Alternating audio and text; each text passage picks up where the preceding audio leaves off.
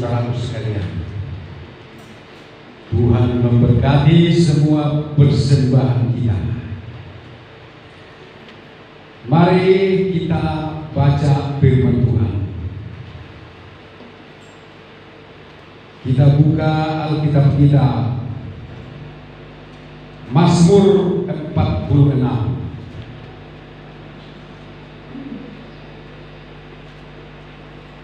Ayat 1 sampai selesai, sampai ayat 12. Kita baca bergantian, saya terlebih dahulu. Untuk pemimpin biduan dari Bani Korah dengan lagu Alamot, nyanyian. Allah itu bagi kita tempat perlindungan dan kekuatan, sebagai penolong dalam kesesakan sangat terbukti. Sebab itu kita tidak akan takut, sekalipun bumi berubah, sekalipun gunung-gunung goncang di dalam laut, sekalipun ribut dan berbunyi airnya, sekalipun gunung-gunung goyang oleh gelarnya. Selah. Kota Allah, kediaman yang maha tinggi, disukakan oleh aliran-aliran sebuah sungai. Allah ada di dalamnya, kota itu tidak akan goncang. Allah akan menolongnya di tengah kami. Bangsa-bangsa ribut, kerajaan-kerajaan goncang. Ia memperdengarkan suaranya dan bumi pun hancur.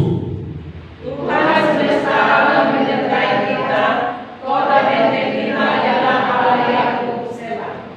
Pergilah, pandanglah pekerjaan Tuhan yang mengadakan pemusnahan di bumi. Yang menghentikan peperangan sampai ke ujung bumi, yang meratakan musuh lawan, yang menurunkan membakar kereta-kereta perang dengan api. Diamlah dan ketahuilah bahwa Akulah Allah. Aku ditinggikan di antara bangsa-bangsa, ditinggikan di bumi. Sama-sama kita. Tuhan semesta alam menyertai kita.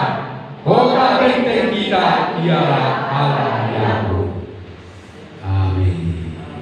Amin. Siapa yang sering mendengar Mazmur ini?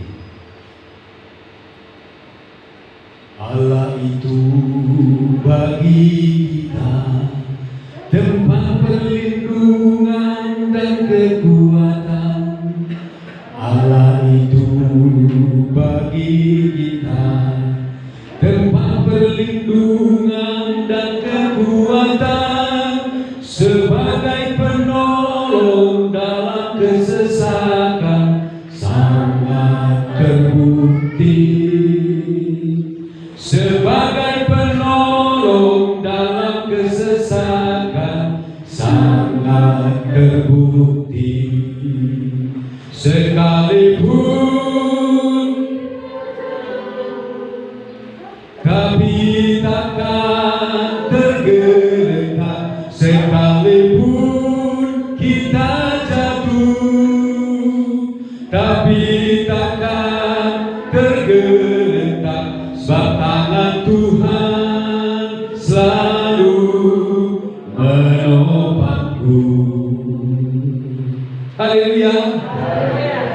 Berarti semua tahu lagu itu ya. Saudaraku yang dikasihi oleh Tuhan, pemazmur menawarkan sebuah perlindungan bagi kita, yaitu Tuhan. Dia menawarkan Allah menjadi perlindungan dan kekuatan bagi kita.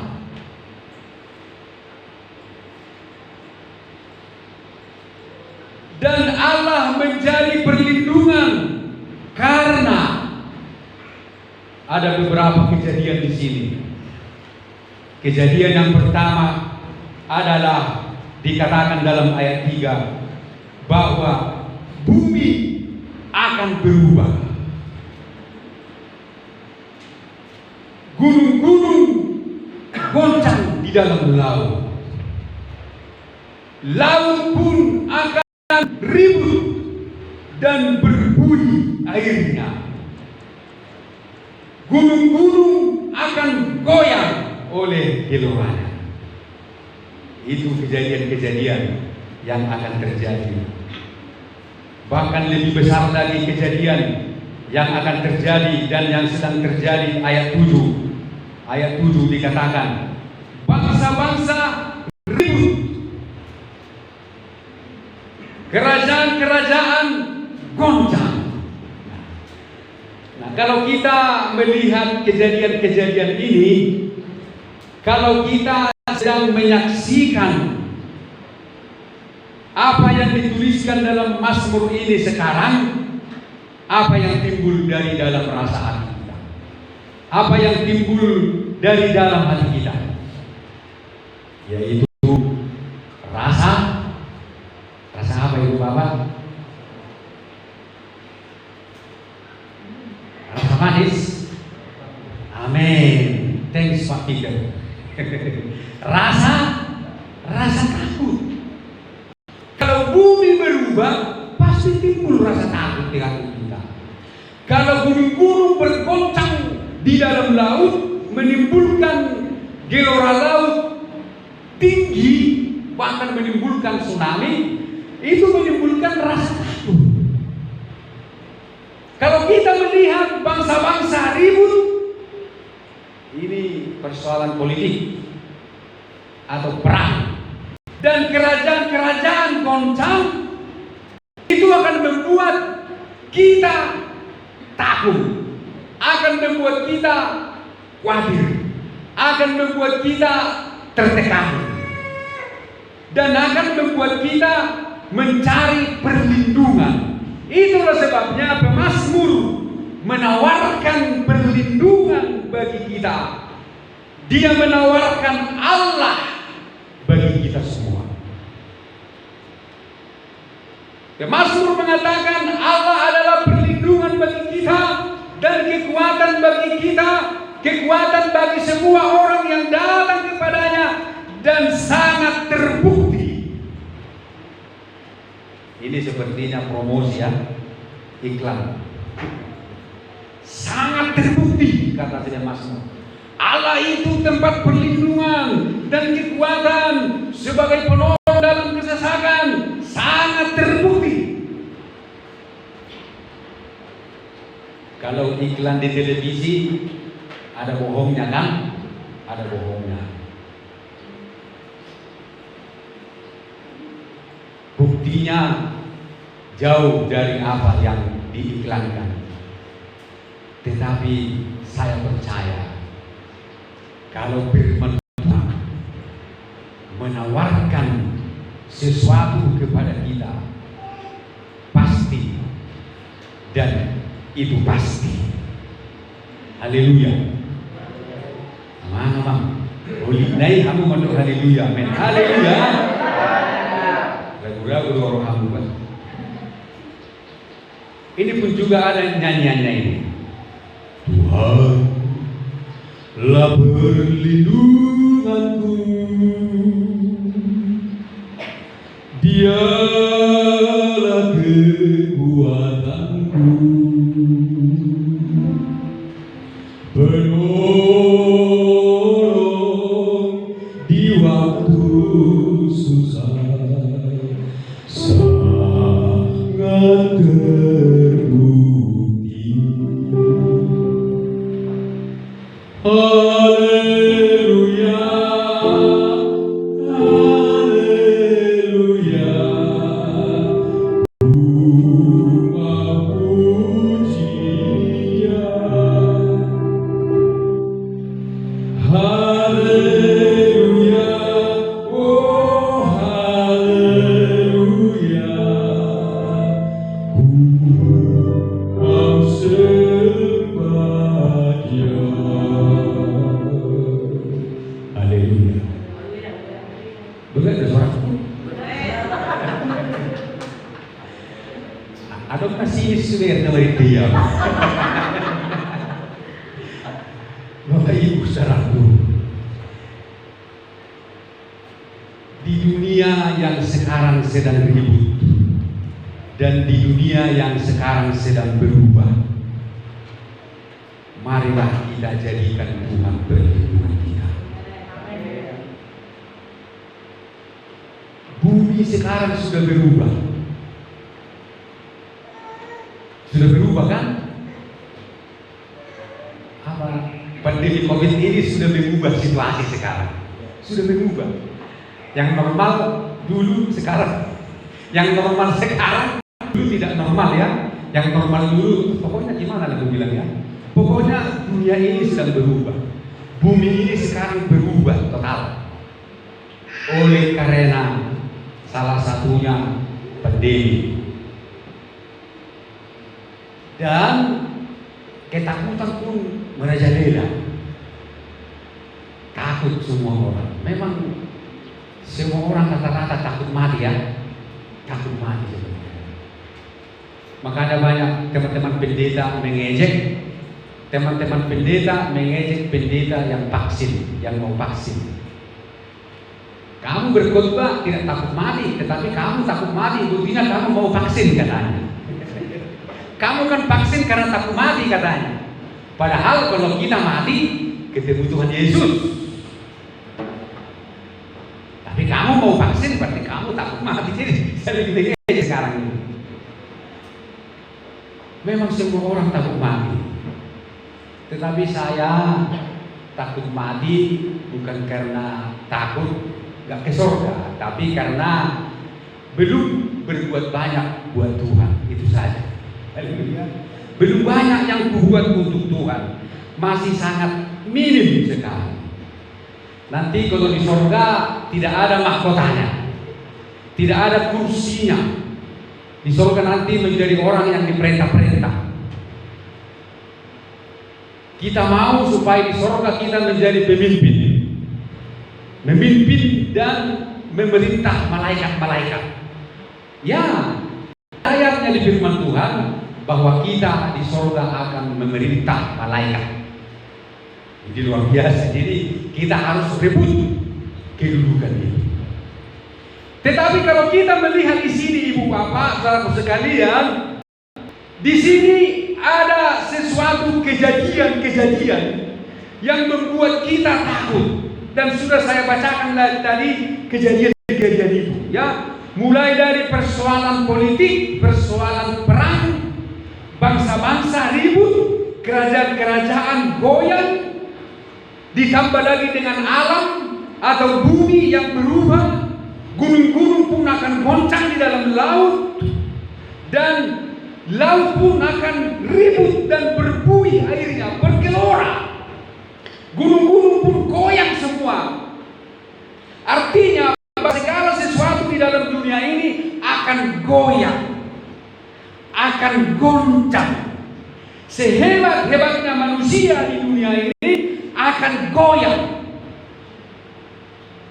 akan goncang. Hanya ada satu yang tidak akan goncang, yaitu kerajaan yang tak tergoncangkan. Ibrani 12 ayat 26 sampai 28, di sana dikatakan bahwa aku akan menggoncangkan bukan hanya bumi saja, tetapi langit juga aku akan goncangkan, supaya kelihatan apa yang tidak tergoncangkan, dan kita menerima kerajaan yang tak tergoncangkan itu. Oleh karena kamu menerima kerajaan yang tidak tergoncangkan, maka marilah kita beribadah kepada Tuhan dengan takut dan gentar. Itu dikatakan kan Ibrani 12 ayat 26 sampai 28. Ayo dua bisa sehingga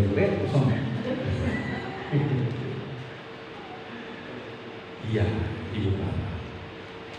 Di tengah-tengah dunia yang sekarang sedang bergoncang, di tengah-tengah bumi yang sekarang sudah berubah, di tengah-tengah bangsa-bangsa yang sekarang sudah mulai ribut dan mengalami krisis, pemazmur menawarkan bagi kita perlindungan, sebuah perlindungan, yaitu Allah menjadi perlindungan kita, menjadi kekuatan kita.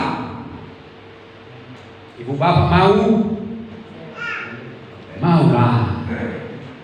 Tak rugi kau berlindung kepada Tuhan. Justru ada berkatnya. Tuhan berlindung. Dikatakan di sana bahwa kota Allah, ayat 5, kota Allah, kediaman yang maha tinggi, disukakan oleh aliran-aliran sungai-sungai. Allah ada di dalamnya. Kota itu tidak akan goncang. Allah akan menolongnya menjelang pagi.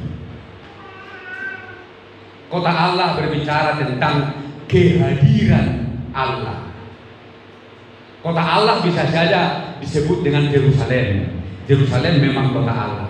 Yerusalem di Palestina sana. Dan juga kota Allah dalam arti yang kedua adalah Yerusalem baru, surga.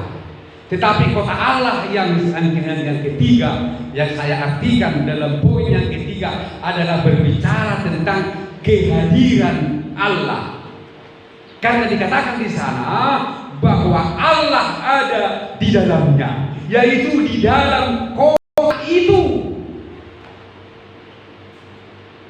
Jadi kehadiran Allah akan memberikan kepada kita perlindungan dan kekuatan.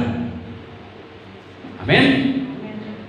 Kehadiran Allah sangat kita perlukan. Kehadiran Allah sangat kita butuhkan di hidup kita. Dan kehadiran Allah itu akan memberikan kepada kita yang pertama, sungai. Sungai.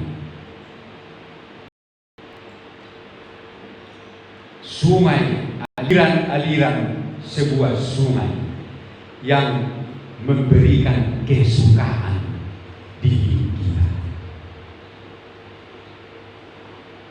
Bila Allah hadir di dalam kota kehidupan kita, maka Allah akan membuat aliran-aliran sebuah sungai di sana yang menyukakan hati kita. Amin. Ibu bapak senang sungai? Ya, saya senang sungai. Kan sungai Bodar saja pun sudah sangat saya sukai. Bodar. Makanya waktu saya pertama kali ke Laut Tawar melihat tanah tempat gereja kita itu dibangun, begitu kulihat ada bodar di pinggirnya, senang sekali hati saya. Wah, tahun uang, anu bodar, air mengalir di belakang dan di samping. Wah, pas mau dengar waktu. Atau pikiran tong, mulai masa senang nong ngayekna. Tak sulit be, membuat tetangga kan ngator nong ngayekna salah satunya itu. Memang kita senang kalau ada air mengalir di samping rumah kita. Mendengar suaranya saja yang begitu terus bergelimang di telinga kita, kita sudah merasakan sesuatu. Bahwa di sana ada kehidupan. Tetapi yang membuat hatiku sedih, di Bodar itu ada kantor. Kantor ini membuat hatiku susah. Ibu bapak mungkin tahu apa itu kantor ya? Aduh, itulah tetangga ini kan. Sudah di kota masih ada kantor di Bodar. Bu. Padahal di rumahnya juga adanya kantor resmi. Tapi dibuat kantor yang tak resmi. Akhirnya mengambil air pun harus mengeliur. Nanti Pak Setio pernah diusulkan itu supaya kantornya dibuka. Jadi di kota Allah, kalau Allah hadir, Dia hadir di dalam hidup kita, maka di sana akan muncul sungai, sungai-sungai, aliran-aliran sungai yang membuat hati kita bersuka. Ya, ibu bapak lah yang menerjemahkan sungai-sungai ini. Pokoknya sungai-sungai ini berkahlah ini, kehidupan, kesejukan, kesegaran, kenyamanan di semua sudah. Amin. Nanti terjemahkan lagi di rumah. Yang kedua, Allah akan menolongnya menjelang pagi. Artinya adalah bahwa Allah akan menolong kita tepat pada waktunya.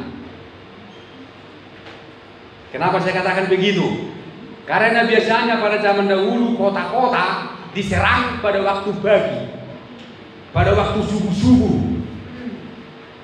Jam 3, jam 4, jam 5 disitulah mulai penyerang. Makanya ada serangan fajar yang dipimpin oleh Pak Harto dulu ya, Pak Harto.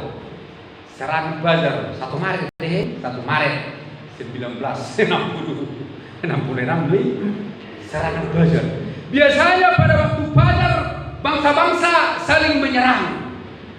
Pada pagi hari buta, disitulah serangan terjadi. Serangan fajar, termasuk pembagian uang pun disitulah.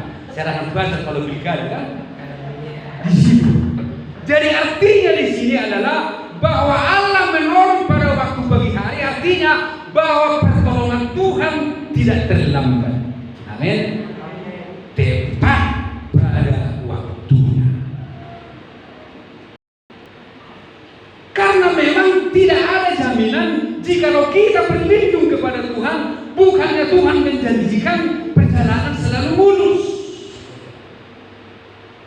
Bukankah nyanyian itu berkata, Tuhan tak pernah janji, langit selalu biru, tapi Tuhan berjanji selalu menyertai. Orang lima tuh waktu. Ada pendilikku itu bilang, iya, pertolongan Tuhan tepat pada waktunya. Nah sekarang ibu bapak, saya singkat-singkat saja. Saya sudah bertobat, tidak mau lagi panjang-panjang tobat. Amin. Karena lebih enak pendek-pendek, aku nggak capek kan, cepat. Sekarang bagaimana caranya supaya Tuhan hadir di dalam hidup kita? Mari kita buka Keluaran pasal 25. Ya. Keluaran pasal 25.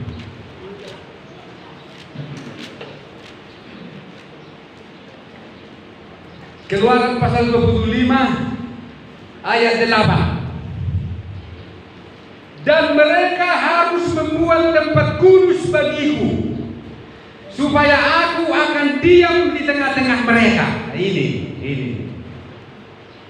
Haleluya.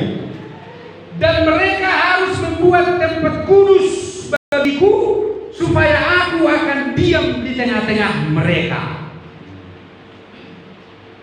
Ini perintah buat orang Israel waktu mereka berjalan menuju ke tanah Kanaan.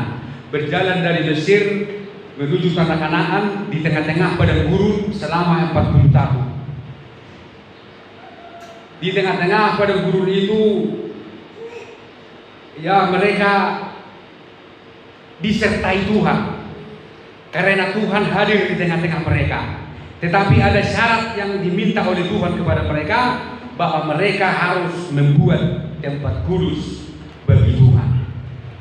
Tempat kudus, tempat ibadah, kemah suci, tabernakel. Yang mungkin sudah sering kita dengar, tabernakel, kemah Musa, kemah sembahyang, kemah suci, tempat kudus, gereja, bangunan bait Allah. Itulah sebabnya orang Israel sangat tergila-gila membangun bait Allah. Sekarang mereka sedang berusaha membangun bait Allah yang ketiga. Bait Allah yang pertama yang dibangun oleh Salomo sudah diruntuhkan, sudah hancur. Bait Allah yang kedua yang dibangun oleh Nehemia dan Ezra yang tidak begitu megah sudah dirombak oleh Raja Herodes. Herodes sudah mempugar kembali bait Allah itu, sehingga bait Allah yang dibangun Herodes bagus sekali, indah sekali. Pujangga-pujangga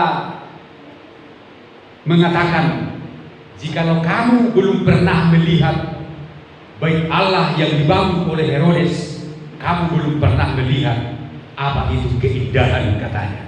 Saking indahnya bangunan yang dibangun oleh Herodes, baik Allah, untuk mengambil hati orang Yahudi, supaya Yahudi mendukung Herodes, tapi Herodes tetap tidak didukung.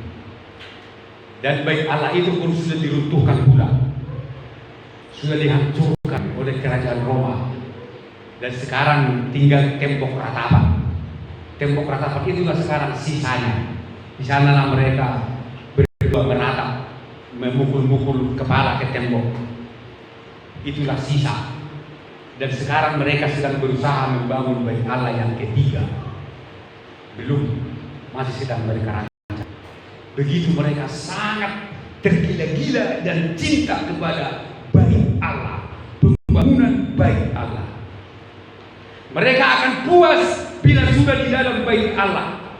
Mereka sangat mencintai bait Allah, tempat Tuhan berdiam.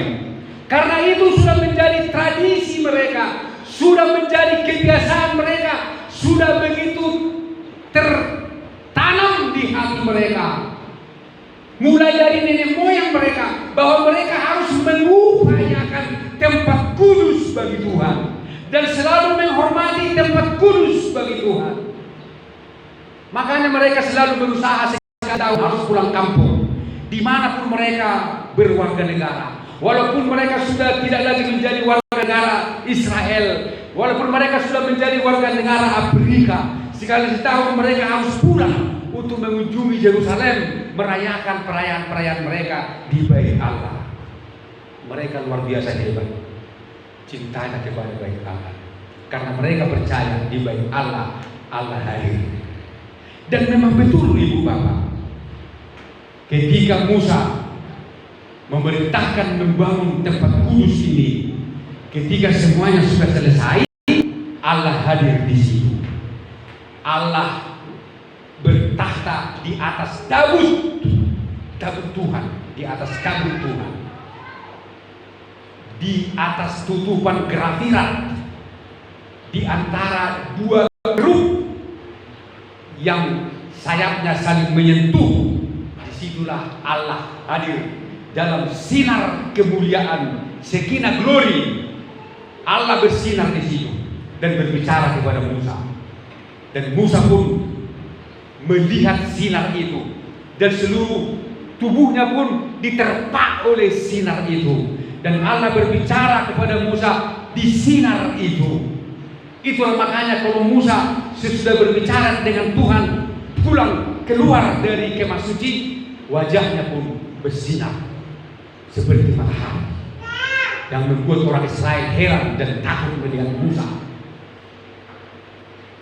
Jadi Allah memerintahkan supaya mereka membuat tempat kudus, supaya Tuhan diam di tengah-tengah mereka, melindungi, menyertai mereka, dan menjadi kekuatan mereka, dan membuat sungai-sungai yang membuat hati mereka bersuka, dan yang akan menolong mereka tepat pada waktunya jikalau mereka membuat tempat kudus bagi Tuhan.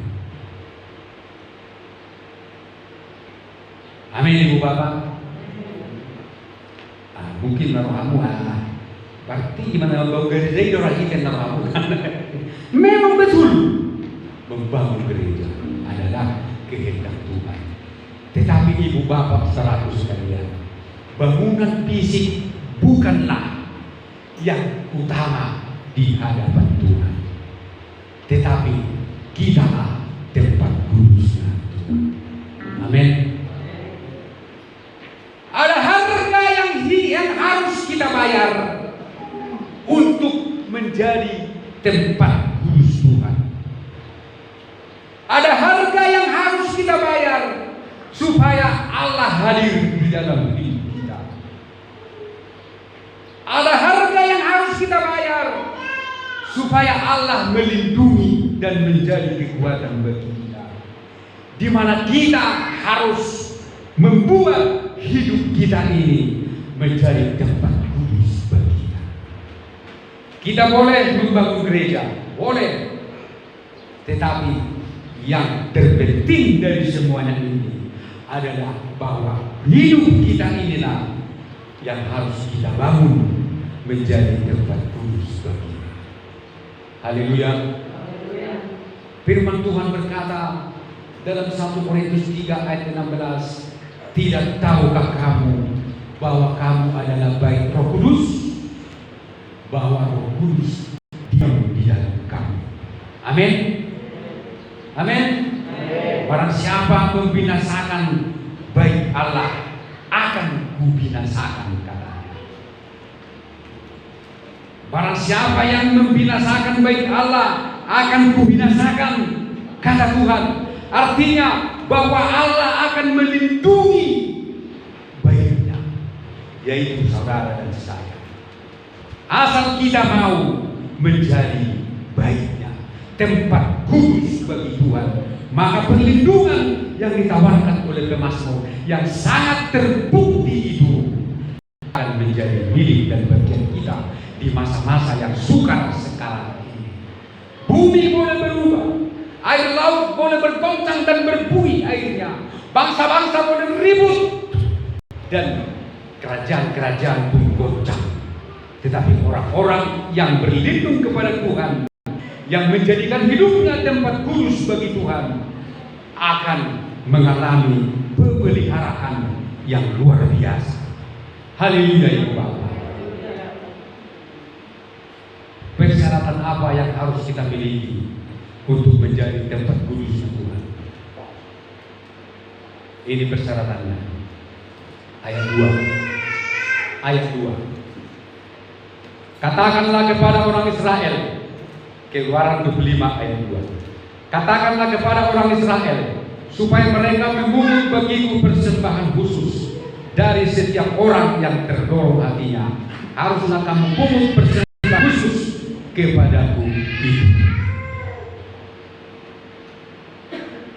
Jadi untuk membangun tempat kudus itu, bangsa Israel harus memungut persembahan. Dan persembahan-persembahan itu banyak sekali. Tetapi yang pertama sekali yang diinginkan oleh Tuhan adalah dorongan hati. Yang terdorong hatinya. Apa artinya, Ibu Bapak? Kita harus memiliki hati yang terdorong untuk Tuhan, untuk dijadikan tempat kudus Tuhan. Hati kita harus terdorong untuk melayani Tuhan. Hati kita harus terdorong untuk dibangun menjadi tempat bagi Tuhan. Hati kita harus terdorong untuk menjadi milik Tuhan, untuk melayani Tuhan, untuk menyenangkan hati Tuhan. Terdorong hati kita untuk beribadah.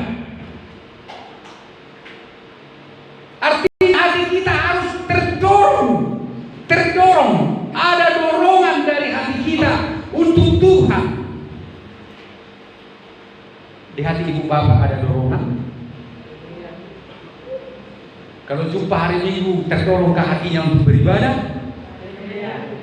Atau dengan rasa berat dan penuh penderitaan yang mengatakan hari Minggu adalah hari kesusahan bagi. Begitukah Ibu? Yesaya 58 di sana dikatakan, apabila kamu mengatakan bahwa hari Sabat adalah hari kenikmatan, ya kan? Beri itu ayat itu, ya untuk kalau tiba-tiba udah muncul dia, Pak. Haleluya, hari kenikmatan.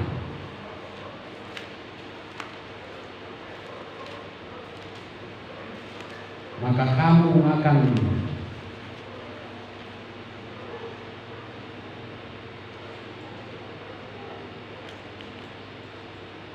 Yesaya 58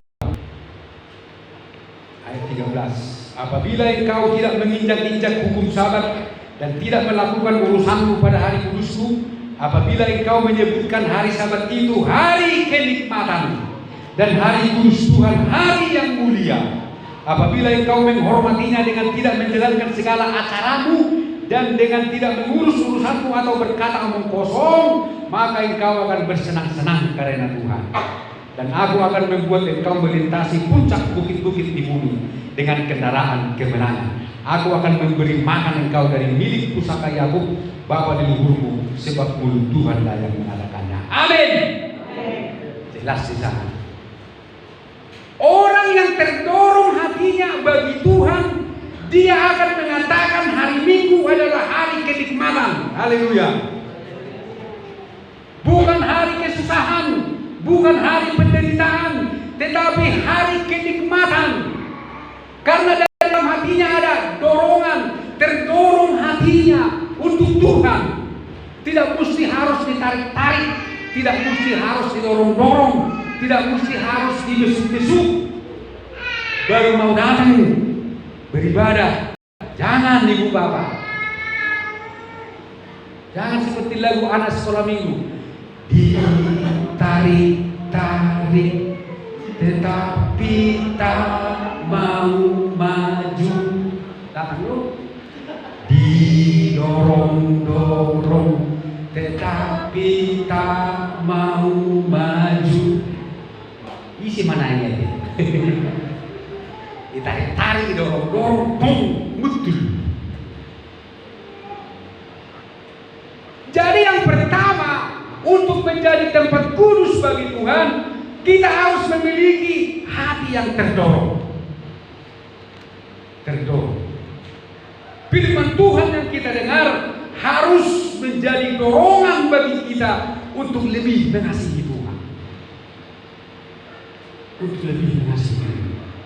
Karena Tuhan sangat mengasihi kita. Yang kedua, di sini dikatakan dalam Keluaran pasal 25 ini, Tuhan katakan dan Tuhan meminta persembahan mereka. Ya, ayat 3. Inilah persembahan khusus yang harus kamu pungut dari mereka: emas, perak, tembaga. Kita perhatikan ya, kain ungu tua, kain ungu muda, kain kirmisi, lenan halus, bulu kambing, kulit domba jantan yang diwarnai merah, kulit lumba-lumba, dan kayu penaga, minyak untuk lampu, rempah-rempah untuk minyak urapan, dan untuk ukupan dari wangi-wangian, permata krisopras, permata tatahan untuk baju efod, dan untuk tutup dada. Jadi Tuhan minta semua ini. Tuhan minta semua ini dari orang Israel. Kalau emas, perak, tembaga mudah didapat, tetapi ada yang sulit didapat. Karena emas, perak, tembaga, dan kain-kain sudah mereka bawa dari Mesir. Karena orang Mesir sudah memberikan mereka hadiah. Tetapi mengenai kayu penaga, kulit lumba-lumba, dari mana mereka mau dapat kulit lumba-lumba? Mereka harus menyelam ke laut. Mereka harus pergi ke hutan mencari kayu penaga. Kayu penaga itu mahal. Kayu penaga itu sulit didapat. Kulit ikan lumba-lumba pun sulit didapat.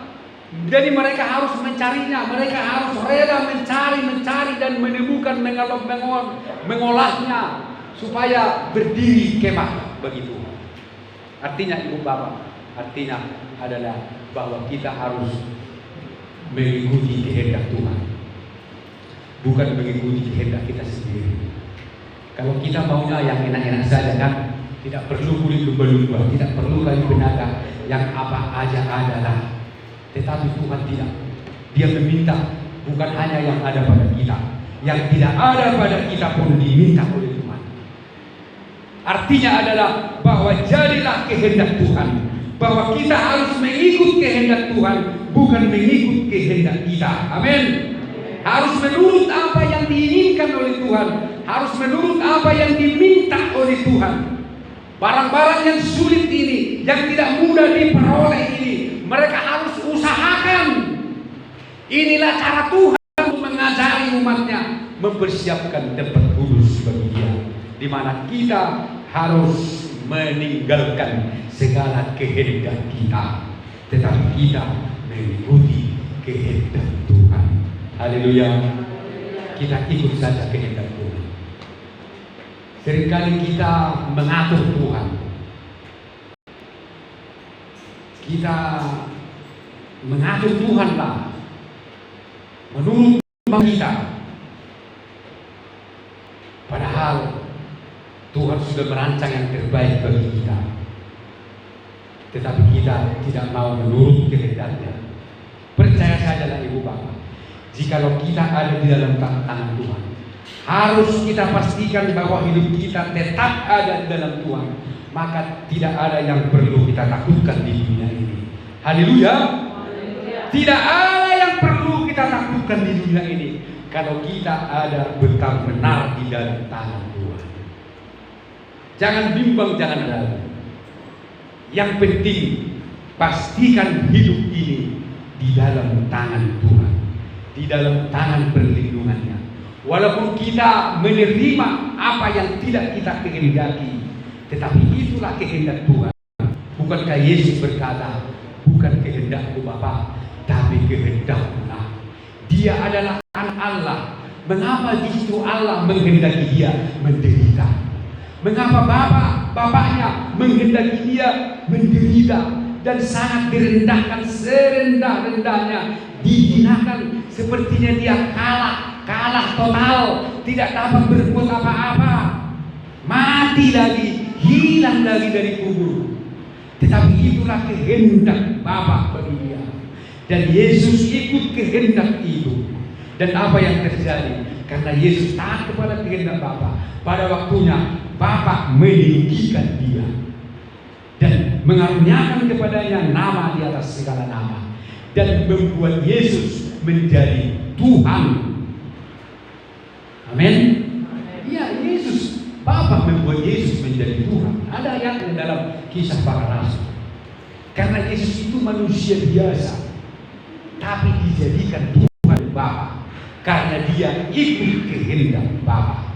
Dia tidak ikut kehendaknya sendiri, tapi kehendak Bapa. Jadi jikalau kita mau mendapat perlindungan Tuhan, mendapat kekuatan dari Tuhan di masa-masa yang sukar ini, mari kita ikut kehendak Tuhan saja. Haleluya. Hati kita harus tetap terdorong untuk melayani Tuhan dan ikut kehendak Tuhan, bukan kehendak kita. Biarkan Tuhan yang mengatur kita. Seperti Abraham, Tuhan mengatur hidupnya. Tuhan minta yang termahal pada dia, yaitu Ishak, anak satu-satunya, diberikan oleh Abraham. Akibatnya Abraham menjadi bapa segala bangsa, bapa segala orang-orang percaya. Mari kita bangkit berdiri, kita akan jadikan Untuk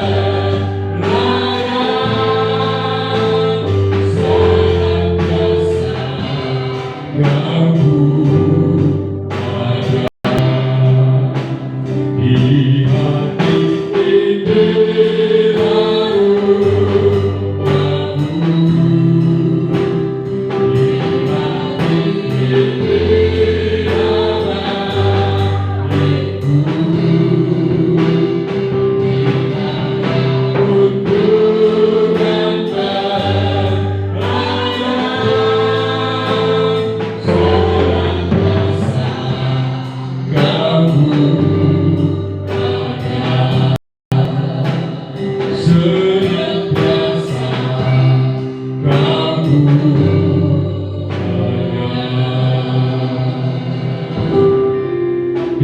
firman Tuhan di siang hari ini mendorong hati kita untuk kita mau menjadikan diri menjadi tempat kudus bagi Tuhan, di mana Allah akan hadir di dalam hidup kita, melindungi, menyertai dan menjadi kekuatan bagi kita, memberikan kesegaran, kesejukan, membuat sungai-sungai kehidupan mengalir di dalam hidup kita dan akan menolong kita tepat pada waktunya. Mari kita angkat lagi nyanyian ini, kita sembah Dia. Ku jadikan hati ini untuk yang aku. Ku serahkan hidup ini untukmu, di hati pikiranmu kamu, di hati pikiranmu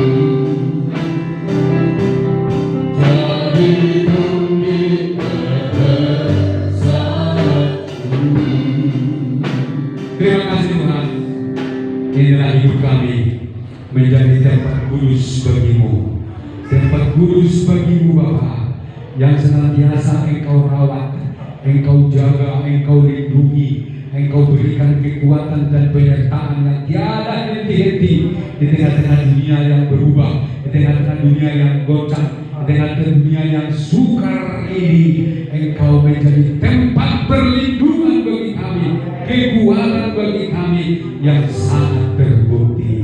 Terima kasih buat firman-Mu Tuhan. Kami serahkan hidup kami ke dalam tangan-Mu.